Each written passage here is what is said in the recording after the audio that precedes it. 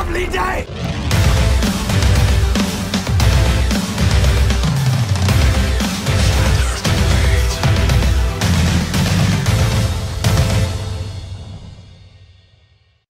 Welcome to Flat Earth Debate. I'm your host, Nathan Oakley, and if you are new to this channel, or you've not done so already, be sure to subscribe and hit the bell notification icon to keep up to date with the Flat Earth Debate. If you would like to support this channel, there is a super chat that runs alongside each of these shows while they premiere, and there's also a PayPal link and crypto link in the info box below the video. Most importantly though, if you would like to join the discussion, simply mute the page you are currently watching, then click the link in the info box below this video to join the panel and express your views on the shape of the Earth. If you do join, please don't swear. If you do, you'll be ejected, and if you are, please don't try to rejoin the stream using sock accounts. You'll be warmly welcomed back on the next stream. Please also share the show on social media. Sharing the show obviously increases the live audience, but this in turn increases the chances of a more diverse panel, so please share the show. And one last time, if you're new to the channel, or you've not done so already, be sure to subscribe and hit the bell notification icon to keep up to date with the Flat Earth Debate. Now, we're currently joined by none of the regulars, as literally nobody has bothered to join before the show started. So I'll stick the link out in the public chat, so if anybody does want to join from the live audience, then they can immediately.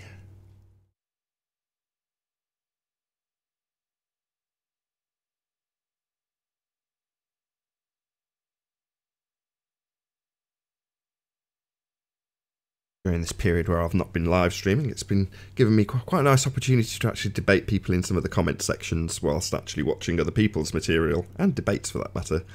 So, although it wasn't in that period, some of it was, some of it wasn't, but Wiggles was the most recent, so over and over again I seem to have to go through the exact same thing with him in regards to space being fake, and the only thing he seems to be able to do is strawman me about a dome, which I don't assert. I bring up the fact that space is a second law of thermodynamics violation when he asserts that he's got pictures from space.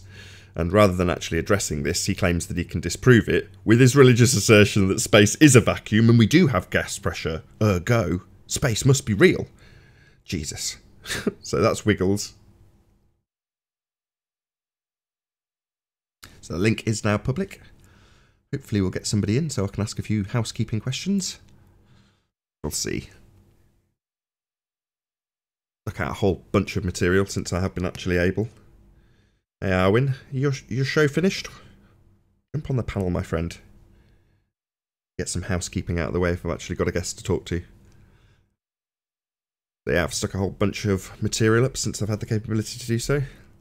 I republished the breaking news that Red Pill Philosophy put out. He also put a little bit of an excerpt from the debate with Mick West. Thank you very much to Red Pill Philosophy for the massive shout out. It has done my subscriber count a huge favour. So thank you very much for that. Really do appreciate it. Also, I mirrored the interview with Jeranism, which was basically on housekeeping, which I am keen to get on with. But yeah, we took an entire hour, maybe an hour and 15. Hey Arwin, good to have you. Hello. Did you see the interview I did with Jaren? No, sorry, I haven't seen much. Oh, that's good in a way, because I'm about to go through precisely what we spent an hour and 15 minutes doing, so that was going through housekeeping. And as you're here, I will proceed. So, any signs of curvature, Arwin?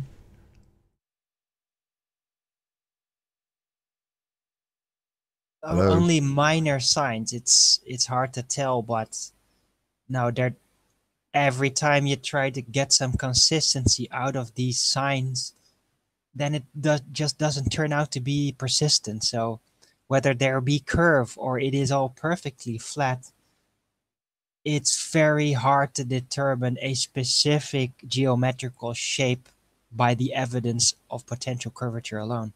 It's just not working out. It's totally incomplete and remains highly speculative. You did really well. I think it was yesterday or the day before, I forget which, losing track of time already. But you were pointing out with, no, I think it was yesterday, with Unorthodox, his use of the presupposition in his what he claimed to be a logical conclusion for Earth curve.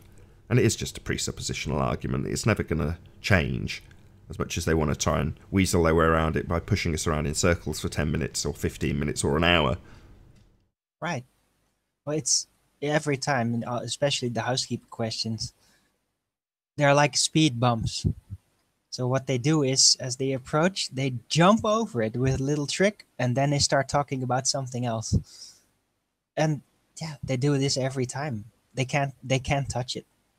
Or in the case of Wiggles, admittedly from a chat, not on the live debate, he just keeps strawmanning me. So he says, well, you're saying there's a dome. It's like, no, I'm not making any claim about a dome. If you want to make the logical conclusion by the assertion that without a container there can be no gas pressure, then you can make that logical deduction. It's a perfectly reasonable one, but I don't make that assertion. I don't need to. I've got no vaguest clue what's in the sky. Literally none. I don't go up in the sky.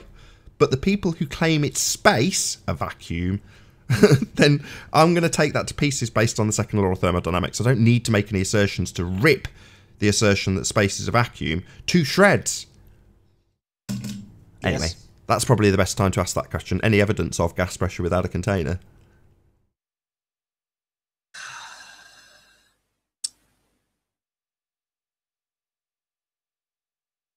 It's, well, define container. Something to press upon. No, there's definitely something to press upon. Oh, really? Right. Oh, sorry. I'm so used to asking these questions in a heliocentric bullshit context. I wait, no. I meant, based on the standard rhetoric, I should really clarify these things. Based on the current rhetoric and belief that we live on a spinning sphere flying through a vacuum of space, is there any actual evidence, given that that is the current rhetoric, that we can even have gas pressure without a container? Arwin? Well, I think it's a paradoxical question. Because how would you ever know where a container may end? We'd have to define the container of this world, or at least get close to defining it.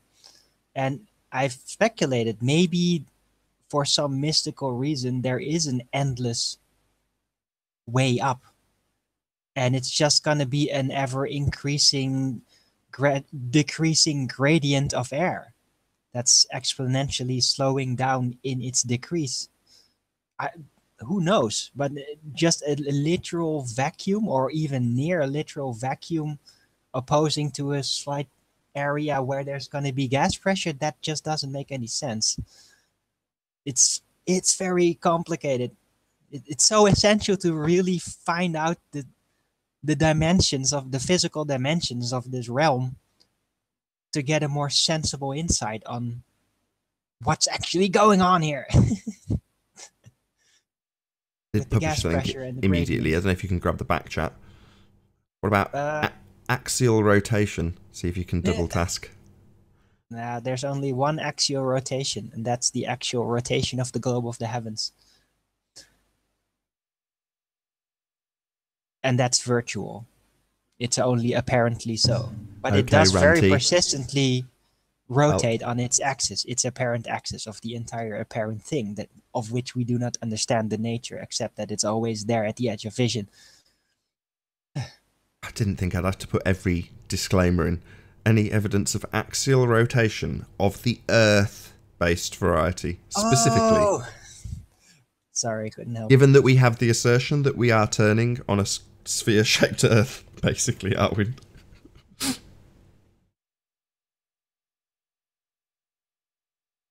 No? No evidence of axial rotation of the Earth-based variety? Well, let's just say it like this. There might just be in some way that we cannot conceive or understand yet, but the standard format for it, the standard suggestion of a globe rotating around an axis, no. Excellent. Reality does not conform with the science to that concept. There might be some kind of movement, weirdly enough, that we can't foresee yet. But that format of movement, no. Definitely not like that. That's scientific evidence of gravity. I doubt that's ever going to happen. I know, there's a claimed cause and effect relationship in play. I know, it's very seductive to believe that that actually works. You just have to stop understanding how proving something scientifically actually works, and then it works out great. Fair enough. What about evidence of a self-perpetuating molten iron core at the centre of a presupposed spherical Earth? Any evidence of that? Well, I saw a really nice painting in an encyclopedia once. Painting? Yeah, they were painted. Yeah, now it's all CGI and stuff, but back then it's like hand painted. Oh, that's cool. It means I don't even have to rephrase the question. But is there any evidence of a self-perpetuating molten iron core at the centre of the presupposed spherical Earth that we're supposed to live on? Well, maybe at the presupposed spherical Earth, but the actual Earth, it's going to be difficult. You have to establish an actual center first. Well, I'll ask the last question before the distance to the sun then. So, any evidence of Earth radius? The elusive R value, are we? Oh dear. No. Okay. Fair enough. What about distance to the sun? No. There is none of that. Oh, you welcome, sleeping warrior. The concept of a distance to the sun is based on the presumption that the sun is actually a physical object with a physical location in relation to the Earth. And it doesn't seem to be that when you actually test it out. Hey, sleeping warrior, can you hear us? No sound.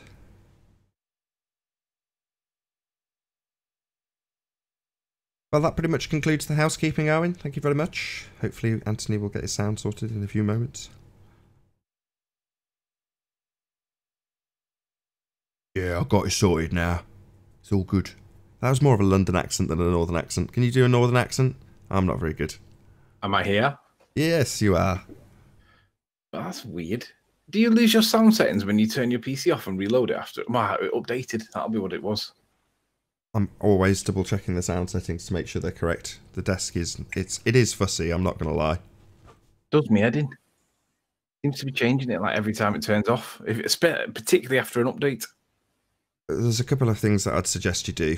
This is riveting stuff, but each time you're done, if you don't need the desk, in other words, I don't see why you would need to, though. You technically speaking could just have the desk on all the time, but you do have to either set it in, startup to load automatically, as opposed to double clicking it and loading it each time you want to hear anything. Just have it so it loads automatically, because your setup is just a stereo setup. It doesn't require the sound settings to be changed. You can just leave it on the desk the entire time. Yeah. I was chatting with Hillel Finder. Do you remember that guy? Wasn't he going to go and do an Isle of Man observation with you? Not with me. He did it deliberately not with me. He deliberately didn't meet up with me, the little worm. Anyway. Okay, I do remember him, yeah. He's done some work on Miles Lyle Davis's video. Miles's bridge. You know, the bridge at 280 feet or whatever it was. The one where he just demands we accept that he's at the same height as it. Yeah, that one. Yeah, I know. And he's modelled it out both ways, and he's obviously spent a lot of time on it because he's got all the raw data, and he was literally just presenting it to me then. So I've said I'll need a week on this. Give me a week and I'll come back to you. But basically, he's reasserting Miles's position that it's impossible on a sphere, on a flat plane, and he's given his reasons for why. And the way he's presented it is interesting. So what I'm going to do is go back to FE Core to the one or two people that were interested in it and see what they say about it, and then get back to him. Because he basically doubles down on Miles. He says that you can't have this on a flat plane; it doesn't work. So he's kind of rekindled my interest in it a little bit because he's done a bit of work on it. Sure. I mean, we're working with slightly different parameters now. They've moved the goalposts up, basically, haven't they? So, whereas on the ground, we're talking about obstruction and hidden values and refracted hidden values, and essentially it's a co-opting of this limitation of an angular size at the bottom of anything that's against the deck that you're looking over, combined with obstruction from things in the near foreground. Yeah. Now, when you move the goalposts up into the clouds, literally into the mountains, then you've got a much wider angle to deal with. But then there's a whole different set of parameters that you need to start to take into consideration, which is the actual angle that the camera's pointing in the first instance, whether or not you're higher than or lower than the things that you're targeting. So have you been keeping up with Flat Earth Perth? I've been watching his videos. Yeah, he deserves some more shout outs. He's quite interesting. Hey, definitely. I mean, we shout him out a fair bit on here, and I'll dig out a link in a minute and see if I can get the chat to subscribe to him. But Flat Earth Perth is making really good little videos. I mean, they're all just my favourite kind of length, 2 minutes, how much time I've got to spare. And they're great. He just explains this stuff with actual examples. So he's going out, looking at a set of high-rise buildings from a hill, then moving down the hill, taking the same picture from a lower angle.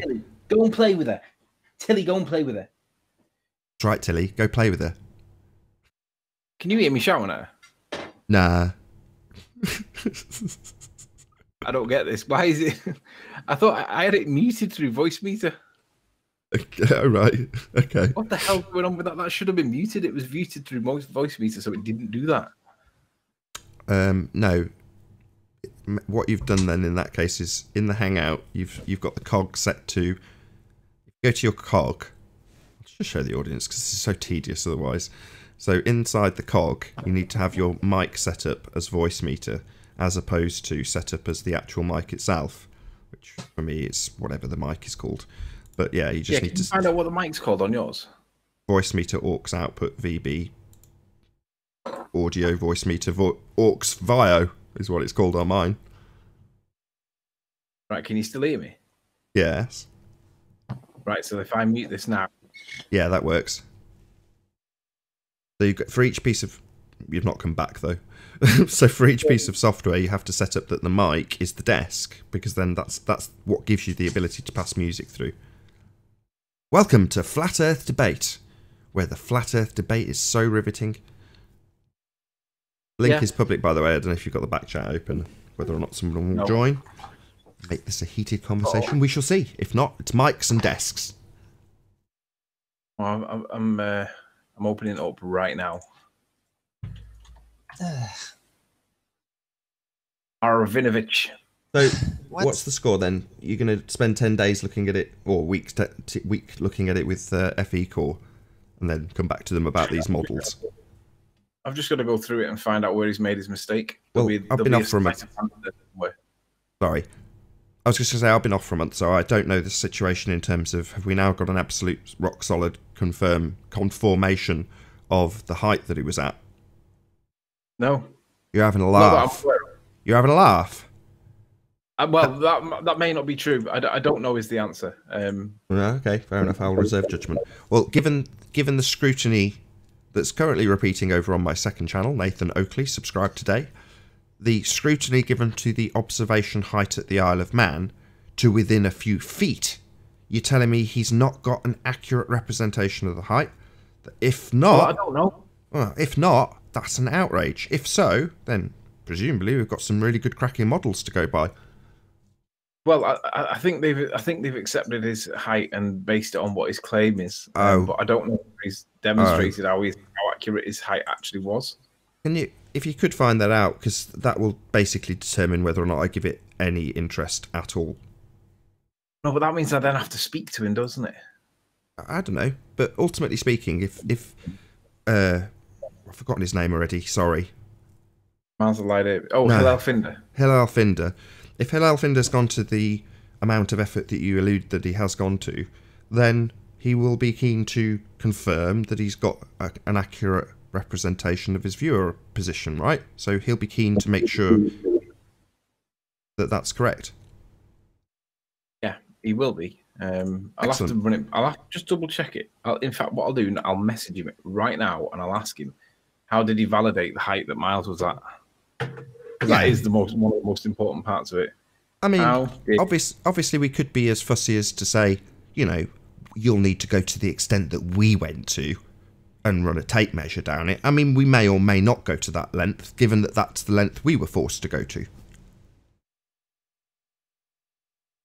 I just said, how do you know that Miles was actually at the height he claimed? Did that point ever get proven? Unorthodox, if you're getting a choppy stream, just lower your resolution. If we have presentations, I want it to go out in a very high resolution. So some people's crappy internet connection, presumably yours, can't cope with that. So just lower the resolution.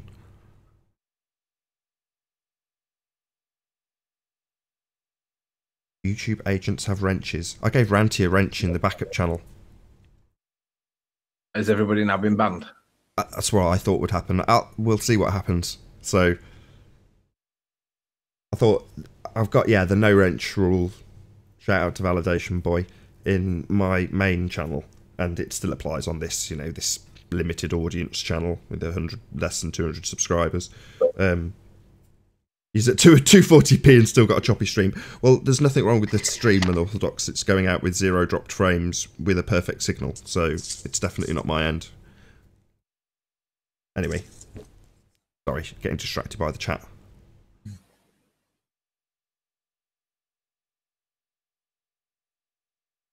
Where were we? I've completely lost track. We were talking about Hillel Finder. Indeed, yeah. If he can confirm the observation height, may or may not be the case that he goes to the type of extents that we were forced to go to with the height of a hill at St Bees to look at the Isle of Man at 31 plus miles. But obviously we would like something, given that there was nothing previously and there was all these same assertions being made. So if there's all the same assertions being made off the back of absolutely zero evidence for the observation height, then I'm really not that interested. Well, I think I'll have to look over it. He whizzed through it. I had it recorded, so I've got it. I can go back to it and I can see it. So he whizzed through it, showed me what he's got, and then when I'm ready to go through it and read, like, you know, pick it out point by point by point, and then we'll look at it again. Yeah. Well, all of their maths is critical for the observation height itself, right? Would you agree? Yeah, because it depends on the vertical parallax of the thing in the middle ground, the bridge. Right. Well, that's important. So it's critical. Yeah, it is critical, yeah. Yeah, we say that. When it was us being put against the wall, we're like, come on, we'll just take Google Earth. Until they debunked it and said that it wasn't real. Google Earth's not accurate enough. Not our model. Not the world. That was one of the best moments, in my opinion, when they were literally shouting at us that Google Earth's broken and wrong and crap. Yep. Well, what we need to do is we need to think about where we were at, because there's been loads of things that's happened since like Christmas and New Year, and now I'm trying to think of what's actually happened. I can't actually think of anything, but I know there has been loads of stuff. Oh, that's reminded me of something that I do need to do. If you've got a pause. I've got a pause. You mean mic fill for a bit? No. I mean, I've got something that I'll probably forget if I don't do it now. So while I was off air, Arwin repeated verbatim the question about gas pressure without a container to conspiracy cats, and you know, I've got that's being put through the chat rooms with quotations around it plenty. You know what I mean? His answer was epic because he went into about a 2-minute rant about how you can't have gas pressure without a container. It was brilliant. Really? Yeah, I mirrored it. Rant in text? Huh? Did he text this or was he speaking it? You're talking about Arwin. What? When? You mean with my Cat Earth early bird show? Yeah, you had conspiracy cats on. He joined, and you you asked the question verbatim. So I was asking it over and over again and putting a little counter on it. You know, 316, 317. How many times have I got to ask this question? 318. It was the same question. How do you have gas pressure without a container? And then you asked the question verbatim, and there was a little bit of a kerfuffle. You had to go for a drink or something. So it was like pressure builds. It was just great. I'll have to look back sometime. I mirrored it. If you want a familiarity with it, I immediately mirrored it. So it's on Oakley Cord channel. Yeah, I'm fine with that. I understand the value of it. Bit quiet, Arwin. I'll turn you up a bit. Oh, sorry. Let me get closer. You're normally eating your mic, Arwin. Hey, thank you. Behave. They have little like personal space. It's like a proximity sensor. If you go within their proximity sensor of about like, I don't know, probably a foot, you get like within a foot of where they consider to be their space, it becomes a war zone. Yeah. So I had a I'm a couple lot of more fierce than he actually is. I had a couple of people in the comments that seemed to feel it necessary to challenge me to debate and then try and drag me away from a show that I've fought kicking and screaming to have on the air in the first instance. I know this happened pretty much exactly the same with Red's Rhetoric, but we're in the same position now with a couple of other tossers. So there's a guy called... I've forgotten his name. I can't even remember. Sorry, mate. You're not going to get a plug. If I could remember who the hell you were, I'd give you a plug. But there's a guy out there that's making who's made a program that apparently monitors our comments if they're deleted. So on each channel, if you remove a comment, it'll throw up on his live stream thread. And I was like, oh, wicked. Give you a tip for that program: don't be a dick, and we won't remove comments. I generally don't remove comments anyway. Anything that's like personal or like off topic. If you're not talking about the point that the video is making, and it's just some kind of slur in some way, it just gets removed, and I'm not bothered about it. So if you're going to use that against me, I got a guy that's like spam advertising the exact same comment and link over and over again for years now on every video I put out, and I always delete it. And it always keeps on coming back doing that. Well, why don't you just leave it on? I want to plug the debate, Arwin. No, but it's not a good link. It's some link to somebody else that I don't care about. Oh, it's not me. Oh, okay, my bad. No. If you want a link, then sure, I link to you. You know, you link to me. So anyway, this wasn't the point I was making. That was just an aside. So if anybody in the chat knew who I was talking about, they'd mention him. But clearly he's a nobody, so nobody knows what I'm talking about. But that's fine. But he was in the chat saying, you know, he wanted to debate me. And I'm like, okay, join the show. I've got a bloody live show with a link daily, as it is now, out there for anybody who's watching right this second, which is going to be weird on the replay, but I don't care. You know, right this second, they can join and debate, right? This guy's no different. But then once they get into this sort of engagement with, I want to debate you, I end up having to point out that if you want to debate me, you can. I don't give two craps about debating you. However, you clearly want to debate me, and you can, but yet they want to drag me off somewhere else. You're like, no, that's not why I go to the effort of having the show that I have, so that you can drag me off to non sequitur. No, that's not the purpose of putting a link out and going through all of the aggravation hoops that I have to jump through just to be able to do it, so that you can take me somewhere else. No, no. If you want to debate, you can. End of story. Beyond that, you can suck my balls. I'm not going anywhere. But if you do want to debate me, you can. Sorry, rant over. I think the interesting thing why they all seem to want to go over to non-sec is because they claim to be neutral, but if the baller starts getting cornered, it becomes 3v1 because Deceive and what's his name? I can't remember the other guy's name. Become ballers for the moment, and it becomes 3v1. They get pummeled, and then basically it allows the baller to claim victory. Well, that's all well and good if you want it to be a one-way shit street. And it's a one-way shit street in here, really, as well, because if you do come in and start spouting bullshit nonsense without any evidence to support your position, then that bullshit nonsense will get called out, and we will get to see the evidence, or we'll get to see the lack of evidence and point out to you that you believe in a fairy tale. So it depends on which venue do you want to go in. Is it non-sec that becomes 3v1, or is it actually the minority interest that is protected, that is asking for evidence to prove your fairy tale to be true? And we all know that fairy tale evidence doesn't actually exist. So it's like, well, I can see why people want to peel you away from here, but there's a link. It's a free link. You can come in right now. You can talk about anything you want, as long as you bring a bit of evidence. Even if it's crap evidence, just bring something with you that supports your assertion, because we're probably going to ask for it. I liked Red Pill's term for this. He said it was intellectual welfare that we were having to be removed from the searches of YouTube. I thought that was the best comment ever. You globeheads need intellectual welfare. wow. I want to shout out Nick's latest video. Nick from Phuket Word.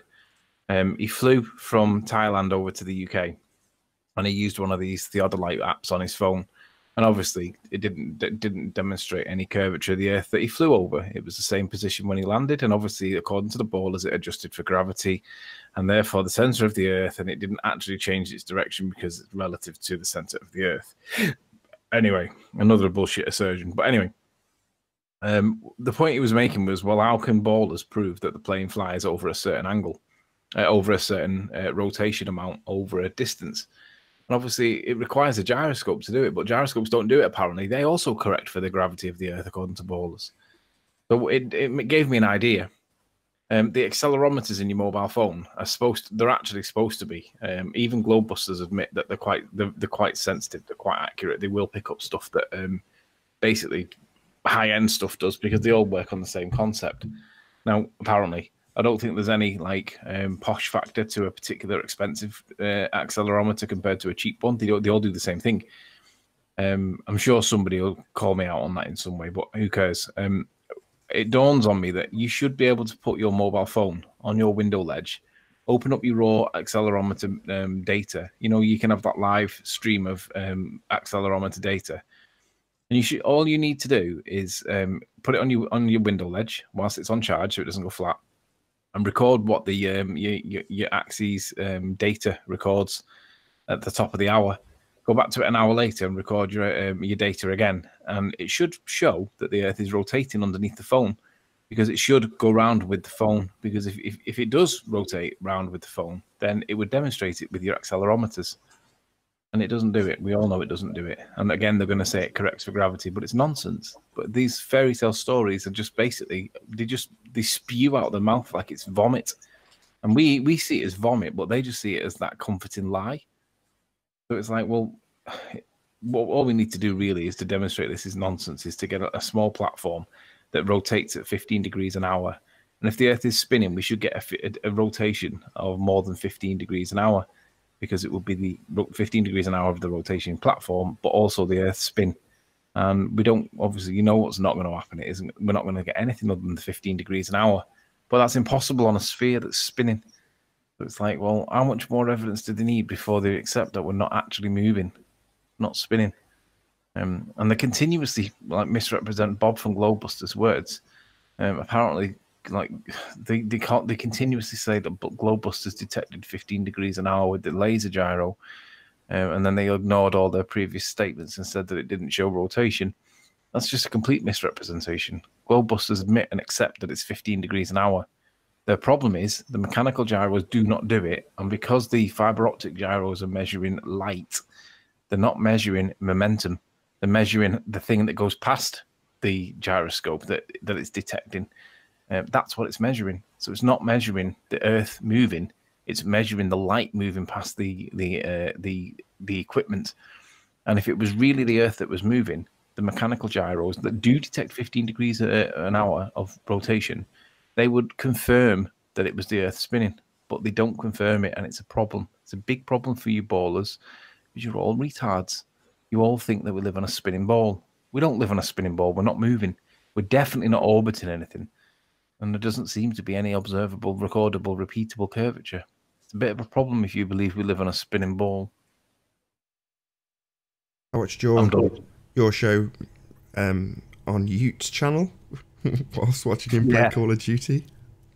I'm just wondering how did he do that somehow automatically, or did he actually go through and remove the silences between sentences? No, I think he's just doing a screen capture of whatever he was listening to through the PC whilst playing a game. It's pretty easy. Yeah, but all the sound has been chopped off.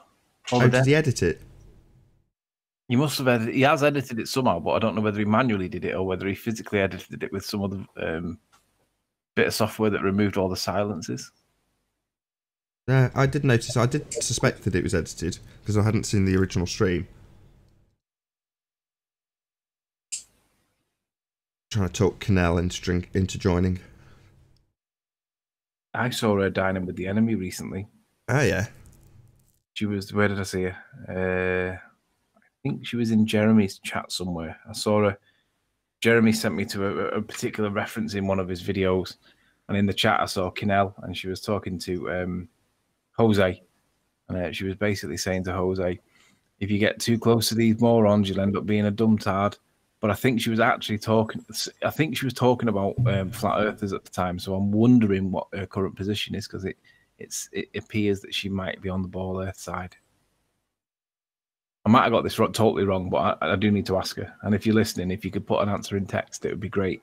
what is your current position? Are you on the fence? Are you 50? Are you on the flat side? Or are you on the ball side? Because it appeared, the way I read it, it appeared that you were saying that Jose got too close to us and he's getting a bit retarded as a result of it. That's what it appeared to say. I may have got that wrong.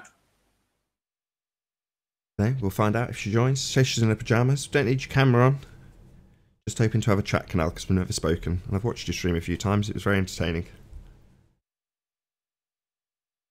But I hadn't actually considered what side of the fence she sits on. I thought she was a flat earther. But I automatically think everybody's a flat earther. Well, she was at the Leamington meet with you, wasn't she? She was there that day. Was she? Yeah, she was, yeah. Really? Really? I'll be back in a sec. Oh, God. Have I actually met her in person? Oh, if I have, I'm really sorry. Sorry. Have we met, Canel? Yeah. Yeah, you met me. Oh dear. I'm sorry. There's me asking you on so we can have a chat for the first time. We met in person. Wonderful. Yeah, it was a busy day though. But yeah, she was there that day. And she didn't have any because she's changed the way she appears now. Like back then she was like, no, I wouldn't say makeup less, but she didn't have a lot of makeup. But now she tends to wear more makeup than what she did last time we saw her in person, even though you don't remember. I remember her.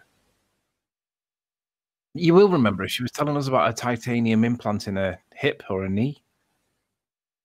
What? Oh, I can't remember that. I'll have to look back on the Leamington meet video. Yeah, yeah. She was there.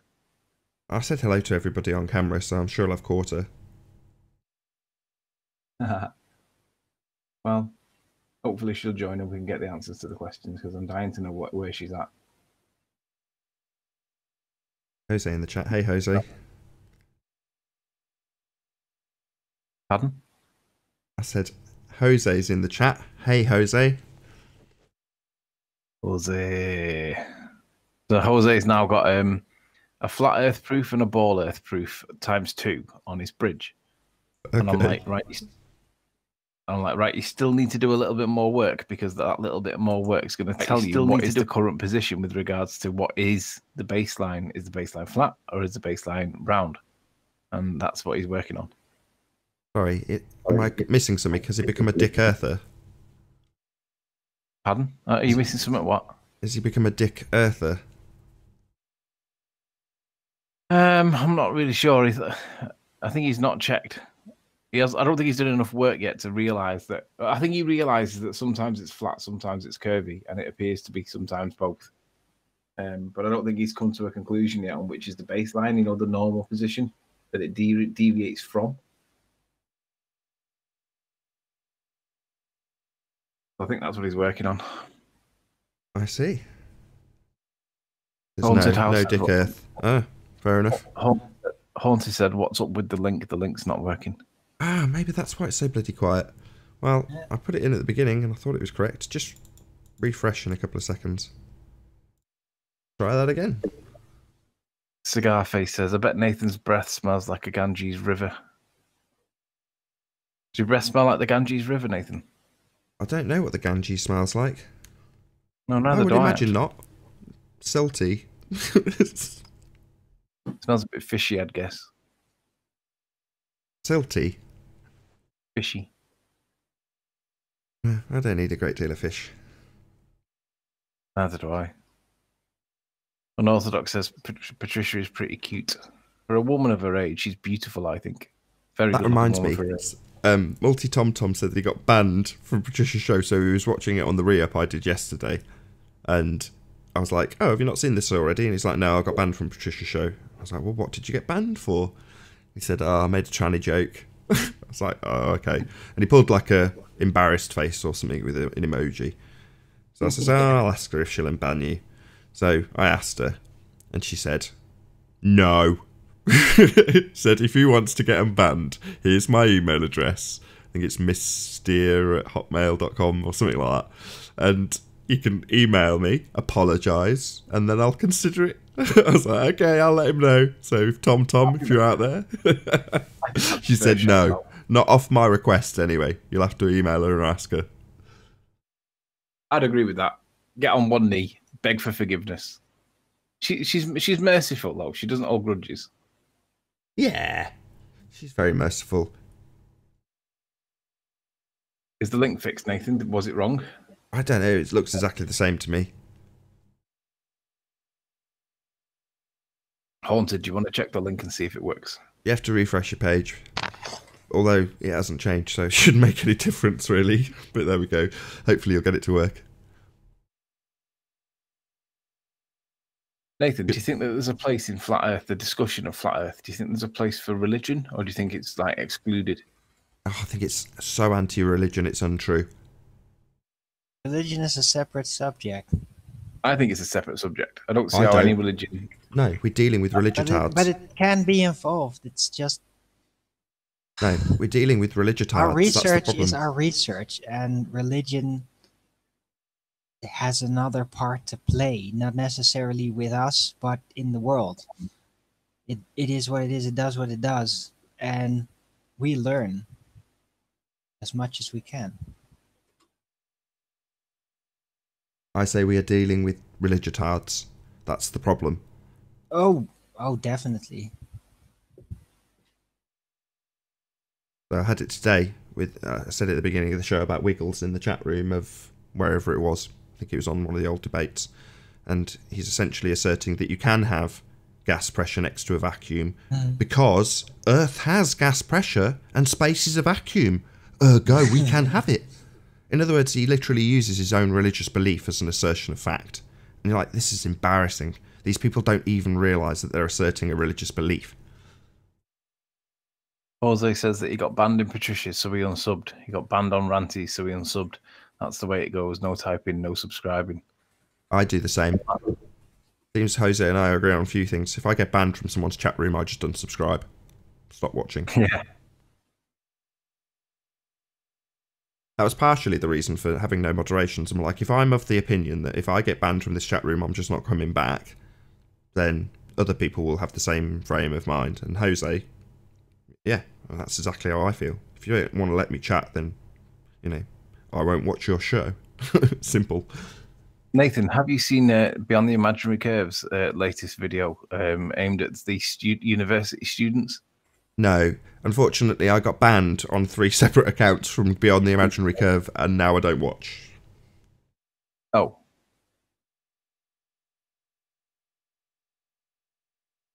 Doesn't mean you can't highlight what it was about. Well, he had 3 undergrads. I think they were software engineers, perhaps. I can't remember what they said they were doing. They were doing something that they call science that's not really science. And there was a guy in a blue hoodie, and he had this gurning face when he was losing his rag. Del was asking usual questions, and the guy in the blue hoodie was getting more and more irate.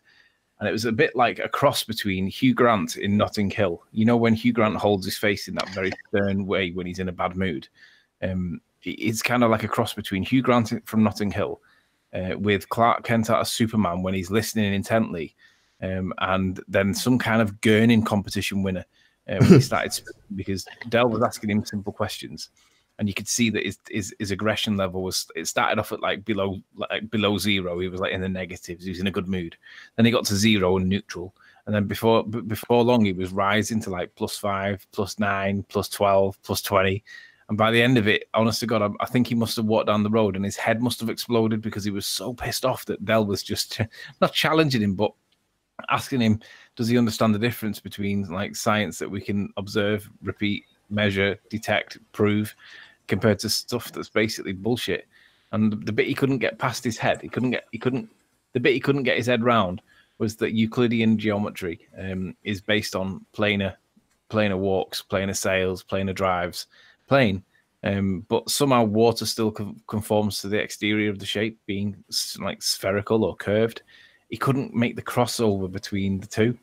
And Del was saying, do you not understand what's going on here? Like, we use Euclidean geometry for all walks of life, yet we're supposed to live on a sphere.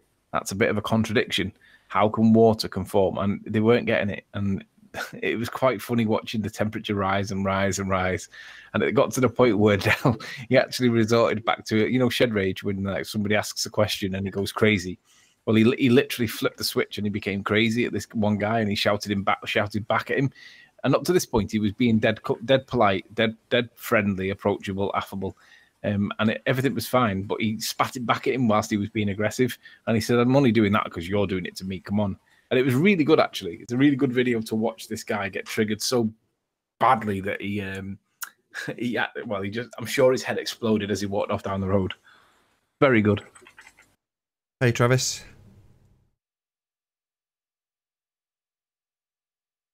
No sound, gringo.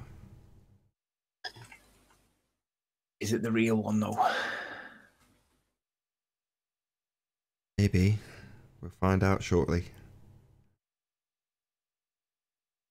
Travis. I'm not getting sniped, so. No, not. Guy's mic open, so it's probably Travis.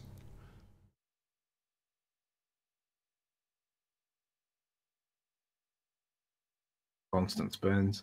Bruns, not Burns. Bruns. That's another person that I was talking to during the gap between these debates. Was she on your show, Arwin? I forget where I saw her. Ranties. Oh, is it Ranties? Yeah, and she was, you know, another one that had a similar story to Jose, saying, you know, I'm not here to do the debates, but it's like, clearly you are. You know your stuff and you're on a show. So hopefully she'll be a person in the future that does join. We shall see. Oh, I dropped. You dropped. Travis. Hey, Ranty. You know, it's really pingy today. It seems to be loads full of delay.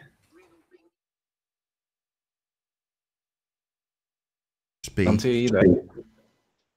I'm here, but I'm not eating. Okay. Just making dinner, so I'll be able to speak in around about 20 minutes. Okay, well, I won't bother turning you up then. Hey, Zinder. Hi, everyone. Hello. I've heard you talking about religion real quick. Would you consider the heliocentrism as the fourth book religion after Judaism, Christianity, and Islam? Yes. I'd consider it to be the primary religion, actually. It'd be number one religion. It is strange because I think it's the religion with the most people involved, right? With the most people following, but is this the religion that is being practiced the least? Yes. Right. Unwittingly. Okay. Hey, Haunted. It's kind of funny. Good morning, gentlemen. Hey. How you doing, Anthony? That's the main problem, Zinder, is that yes, it absolutely is a religion. There is no evidence, so it is based on faith. But people don't appreciate that. They'll try and double speak their way around the fact when we point out that it has no evidence. So, you know, people will obviously fight and try and defend a religion. It's just all the more comical or depressing, depending on how you want to look at it, when the person that you're discussing with doesn't appreciate that they have a religious faith.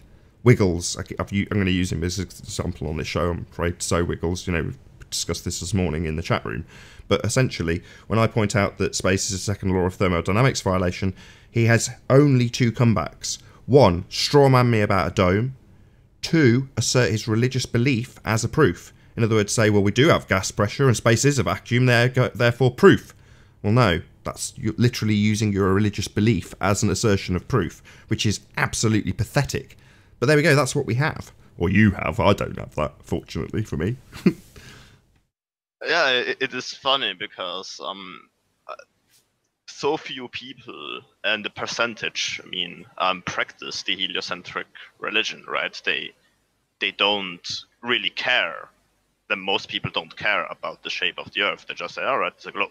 Or most flat earthers care about the shape of the Earth, right? So it is kind of a religion that, like, the followers don't even know they are in. Exactly. From your point of view, of course. From my point of view, it is different. But yeah, it's kind of interesting, I think. I completely agree. And to be honest, the apathy of the people that don't appreciate or care, as you've put it, is the biggest problem. The tertiary guy who just understands it from school and accepts it regardless, and if you try and point out that it's incorrect, will just say, what difference does it make? It's like, well, not very much to you because you've given it no consideration until now. Yeah, I mean, from most people point of view is like, yeah, what makes it different for my life if the earth is flat or if it is a globe? So But the right, difference... they don't benefit. Oh, you're not asking the question. Yes, I see what you're saying. Yeah, you're not asking for a direct answer to that. Okay, yeah, exactly. Most people will take that viewpoint. Obviously, I don't agree, and I'm not going to go into why. That's not the purpose of what you're saying. But yeah, most people are completely apathetic. Yeah, and real quick about space. I think I'm more than 99% empty space. So 99% when... what? I think you're more than 99% empty space too. Yeah. You're that 1% that's needed to function in day-to-day life and existence, but the rest of it's just vacant. Define like, empty. Like nothing inside. Like, the distance between the core of the atoms and the electrons, so on, right? Hold on. Interstitial spaces. Let's just say the end of that. Sorry, Jonathan. Distance between atoms, what? Linda? Oh, sorry, I have kind of bad audio. So shall I repeat what I said? Yeah, you got to... I heard distance between atoms is... Oh, all right. The distance between the core of the atom and the electrons is like really, really huge in compared to the distance of the mass itself, right?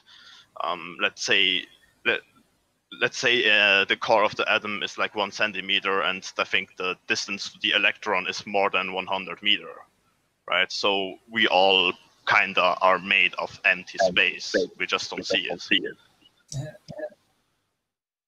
If you go with the scientists on the atoms and so on, if you go on the particle scientists on a physical level. Yeah. Well, typically, what people will say is the space you're referring to is the interstitial space between like cell structure. Yeah. The interstices. I don't know how to measure that. I don't think it's quantifiable. Well, you can see it like this. Matter is energy manifest. Yeah. I don't think there's space between anything, really. I think we're dealing with a solid object with areas of less density and areas of more density. Air is solid at 200 miles an hour. So this is one large universe with parts moving in it. It's kind of like a macrocosm thing. We're a microcosm of the macrocosm. I might have that wrong, but it seems like it all works the same way. Yeah. But before, you guys were talking about the relevance of the shape of the Earth, and to when people say, "What does it matter?" I ask them, well, "What does your reality matter?"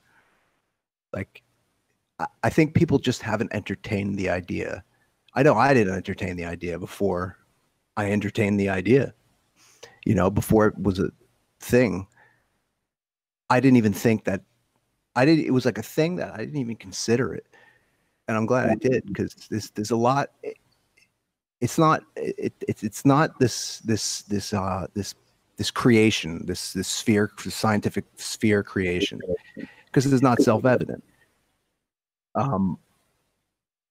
So if that's the case, then there's more land, and there's more opportunity, there's more places to go. I think that's enough to warrant entertaining the idea.